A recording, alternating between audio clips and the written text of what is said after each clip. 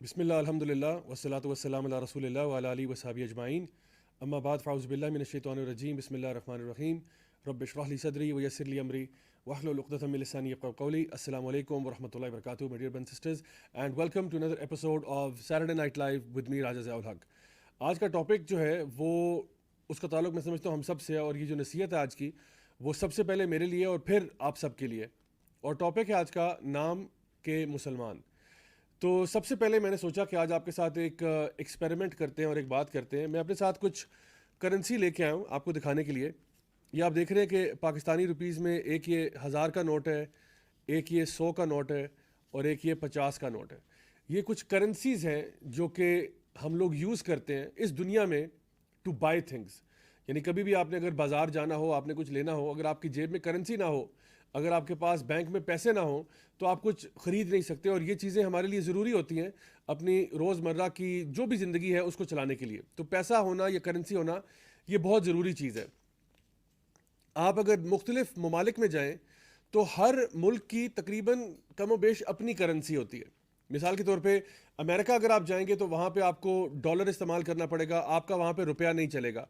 आप किसी भी स्टोर में वहाँ पे अगर आप जाते हैं और वहाँ पे अगर आप रुपये देना शुरू कर देते हैं तो आपको वो शख्स कहेगा भाई जाके या तो मनी एक्सचेंजर के पास जाएं, वहाँ से पैसे एक्सचेंज करा के मुझे आप डॉलर में पेमेंट करें। लाइकवाइज अगर आप इंग्लैंड में शॉपिंग करने का प्लान रखते हैं तो आपको वहाँ पे ब्रिटिश पाउंड चाहिए होगा। इसी तरह से अगर आप सऊदीया चले जाते हैं तो आपको रियाल चाहिए होगा, यूएई जाते हैं तो आपको वहाँ पे दिरहम चाहिए होंगे।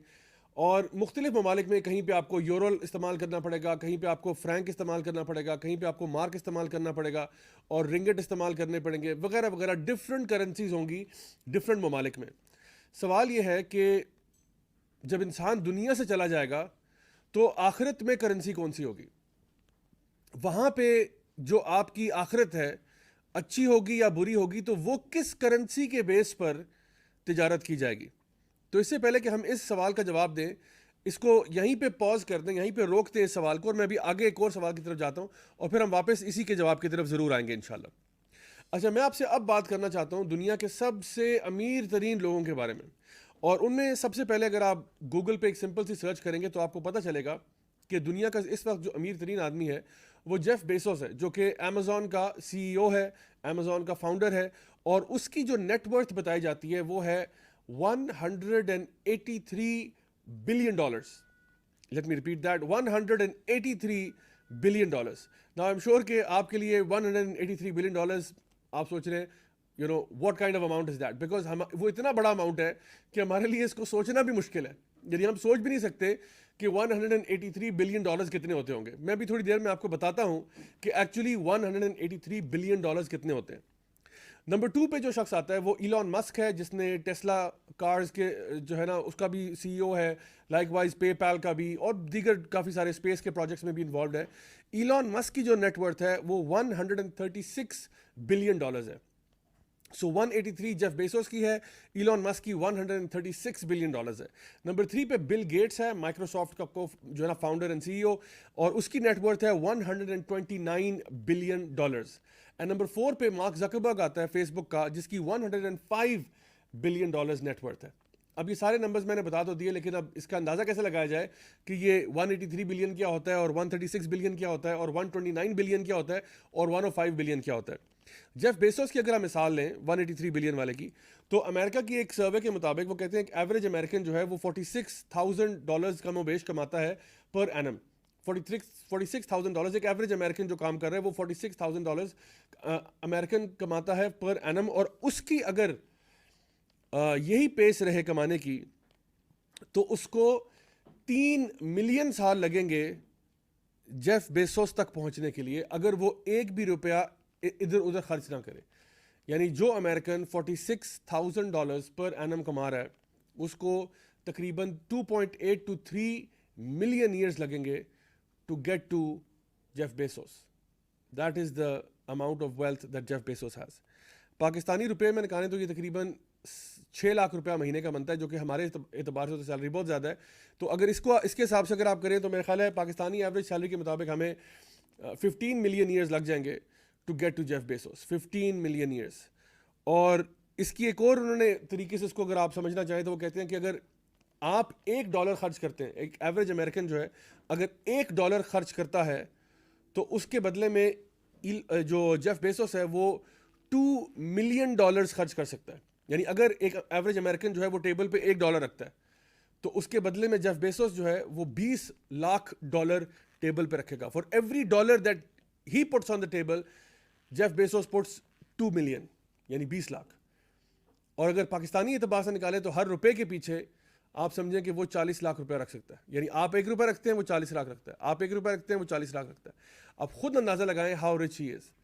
नाउ ये सारी कहानी सुनाने का मकसद ये नहीं था कि आप मिजरेबल फील करें कि हाँ ये मेरे साथ क्या हो गया और कितनी अनफेयर दुनिया है कि कुछ लोग इतने अमीर हैं और हमारे पास क्या है। असल में बताने का मकसद ये था, अभी इस स्टोरी को भी थोड़ा सा पॉज करें, मैं इसको भी बताता हूँ कि मैंने पहले आपको करेंसी क्यों दिखाई, फिर रिचेस्ट पीपल के बारे में क्यों बताया, और अब आज का तीसरा पॉइंट, और मैं इन सारे पॉइंट्स को इंशाल्लाह टाई अप ज़रूर करूँगा। ये बड़ी इंटरेस्टिंग स्टोरी बनने जा रही है।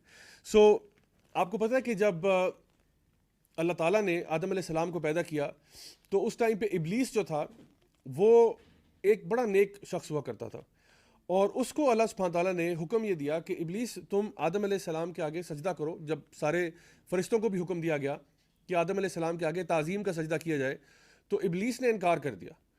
और उससे पहले तक तो इब्लीस बहुत अच्छा था, बड़ा अच्छा उसका ट्रैक रिकॉर्ड था, लेकिन अल्लाह ताला की उसने बात नहीं मानी और उसने कहा अना खैरु मिन्हु, मैं इससे बेहतर हूँ, खलक़तनी मिन नार व खलक़तहु मिन तीन। उसने अल्लाह ताला की बात को ठुकरा दिया और ये कहा कि मैं उससे बेहतर हूँ, मैं आदम से बेहतर हूँ। तो उसके अंदर तकब्बुर आ गया, उसके अंदर गुरूर आ गया, उसके अंदर ये फ़लसफ़ा आ गया कि मैं बेहतर हूँ, I am better than him. और शायद ये जरासीम हमारे अंदर भी कभी कभार आ जाते हैं जब हम अपने आप को दूसरों से बेहतर समझना शुरू कर देते हैं। अब नबी करीम सल्लल्लाहु अलैहि वसल्लम का अगर आप मिजाज देखें तो जब आप सल्लल्लाहु अलैहि वसल्लम से पूछा गया कि सबसे अच्छे रोज़े किसके हैं, तो आपने फरमाया, ये नहीं कहा मेरे रोज़े सबसे अच्छे हैं, आपने फरमाया दाऊद अलैहिस्सलाम के रोज़े सबसे अच्छे हैं, कि वो एक दिन रोज़ा रखते थे, एक दिन छोड़ते थे, एक दिन रखते थे, एक दिन छोड़ते थे। ये दाऊद अलैहिस्सलाम का मामला था। जब आप सल्लल्लाहु अलैहि वसल्लम से पूछा गया कि सबसे ज़्यादा नोबल कौन था, सबसे ज़्यादा यानी हाई पोजीशन वाला, या सबसे ज़्यादा आप कह लें कि जिसके एक नोबल बैकग्राउंड है, वो कौन था, तो आपने ये नहीं कहा कि मैं हूँ, आपने फरमाया यूसुफ अलैहिस्सलाम। क्योंकि यूसुफ अलैहिस्सलाम अल्लाह के नबी, उनके वालिद याकूब अलैहिस्सलाम भी अल्लाह के नबी, उनके वालिद इसहाक अलैहिस्सलाम भी अल्लाह के नबी, और उनके वालिद इब्राहीम अलैहिस्सलाम भी अल्लाह के नबी। तो खुद भी नबी, बाप भी नबी, दादा भी नबी, परदादा भी नबी। तो आपने कहा कि सबसे ज़्यादा नोबल अगर किसी की लीनियज है तो वो यूसुफ अलैहिस्सलाम की है। और फिर जब आपसे पूछा गया कि क़यामत के दिन के बारे में, क़यामत के मनाज़र के बारे में, तो ये सही बुखारी और सही मुस्लिम दोनों में हदीस आती है। सही बुखारी का हदीस नंबर 3171 है और सही मुस्लिम की हदीस नंबर 2860 है, जिसमें आपने ये बात इरशाद फरमाई कि क़यामत के दिन लोग जो हैं वो बिल्कुल यानी ब्रहना हालत में आएंगे, उनके पास कोई लिबास नहीं होगा, कपड़े नहीं होंगे। सईदा आयशा रज़ी अल्लाह अन्हा ने पूछा कि या रसूलल्लाह, सब लोग बगैर कपड़ों के होंगे? आपने फरमाया कि हाँ ऐसा ही है। तो उन्होंने फरमाया कि क्या लोग एक दूसरे की तरफ देखेंगे नहीं? तो आपने फरमाया नहीं, वो दिन की शिद्दत इतनी ज़्यादा होगी कि लोगों को सिर्फ अपनी फिक्र होगी। और आपको पता है कि जब लोग, सबसे पहले जिसको लिबास पहनाया जाएगा वो कौन होगा? वो इब्राहीम अलैहिस्सलाम होंगे। नबी करीम सल्लल्लाहु अलैहि वसल्लम ने फरमाया कि वो इब्राहीम अलैहिस्सलाम होंगे।